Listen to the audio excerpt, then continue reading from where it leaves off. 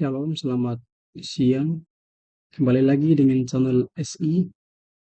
Pada kesempatan kali ini kita akan bahas tentang pengertian APBN dan fungsi dari APBN. APBN adalah singkatan dari Anggaran Pendapatan dan Belanja Negara. Anggaran keuangan memiliki andil besar dalam menentukan maju mundurnya perekonomian suatu negara.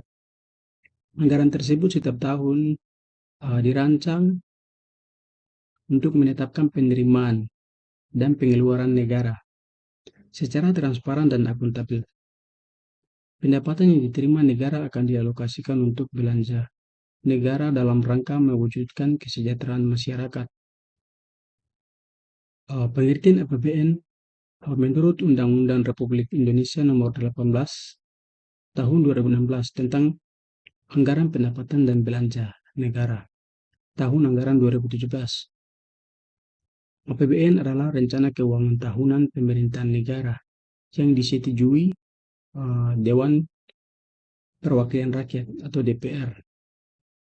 APBN merupakan suatu daftar atau penjelasan terperinci yang memuat penerimaan dan pengeluaran negara dalam jangka waktu 1 tahun yang ditetapkan oleh undang-undang, serta dilaksanakan secara terbuka dan bertanggung jawab untuk sebesar-besarnya kemakmuran rakyat.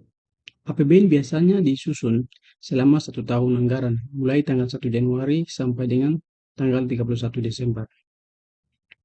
Dan siapa yang menyusun APBN?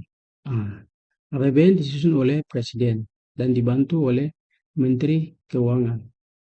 Presiden mengusulkan rancangan undang-undang atau RUU APBN kepada DPR. Fungsi APBN.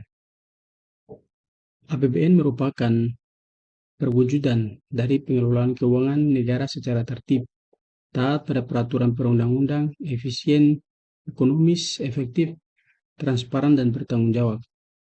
Penyelenggaraan negara setiap tahun mengajukan rancangan undang-undang atau RUU APBN untuk dibahas bersama DPR. Jika disetujui, RUU tersebut ditetapkan menjadi Undang-Undang APBN yang berlaku selama 1 tahun anggaran. Berkaitan dengan konsep tersebut, APBN memiliki fungsi sebagai berikut. Yang pertama, fungsi otorisasi. Artinya, anggaran negara menjadi dasar untuk melaksanakan pendapatan dan belanja pada tahun yang bersangkutan. Dengan demikian, pembelanjaan atau pendapatan negara pada tahun yang bersangkutan dapat dipertanggungjawabkan kepada rakyat. Itu yang pertama, fungsi dari otorisasi. Sedangkan fungsi perencanaan, artinya anggaran negara menjadi pedoman bagi manajemen dalam merencanakan kegiatan pada tahun yang bersangkutan. Di sini misalnya pemerintah merencanakan dan menyelenggarakan proyek pembangunan jalan lintas Kalimantan senilai 5 triliun. Pemerintah dapat mengambil tindakan yang diperlukan untuk mempersiapkan proyek tersebut agar berjalan lancar. Terus yang ketiga, fungsi pengawasan. Artinya anggaran negara menjadi pedoman untuk menilai kesesuaian kegiatan penyelenggaraan pemerintahan negara dengan dengan ketentuan yang telah ditetapkan.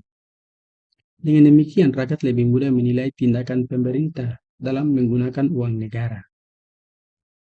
Yang berikut alokasi, fungsi dari alokasi. Artinya anggaran negara harus diarahkan untuk mengurangi pengangguran dan pemborosan sumber daya, serta meningkatkan efisien dan efektivitas perekonomian. Bagaimana perwujudan fungsi alokasi APBN? Iya, itu fungsi dari alokasi. Fungsi distribusi artinya kebijakan anggaran negara harus memperhatikan rasa keadilan dan kepatutan. Perwujudan fungsi distribusi, misalnya subsidi beras untuk warga miskin dan bantuan pendidikan untuk anak sekolah yang kurang mampu.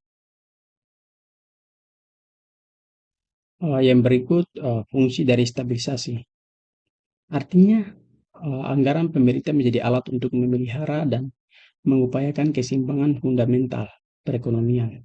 APBN atau anggaran pendapatan belanja negara dapat dijadikan alat menjadi kestabilan arus uang dan arus barang untuk mencegah terjadinya kenaikan barang atau inflasi tinggi ataupun deflasi yang mengakibatkan kelesuan perekonomian. Adapun tujuan dari APBN, pemerintah menyusun APBN antara lain untuk membantu dan mencapai tujuan kebijakan fiskal, meningkatkan koordinasi antar bagian dalam lingkungan pemerintah daerah, dan membantu menciptakan efisien dan keadilan serta meningkatkan transparansi dan mempertanggungjawabkan pemerintah kepada DPR dan masyarakat.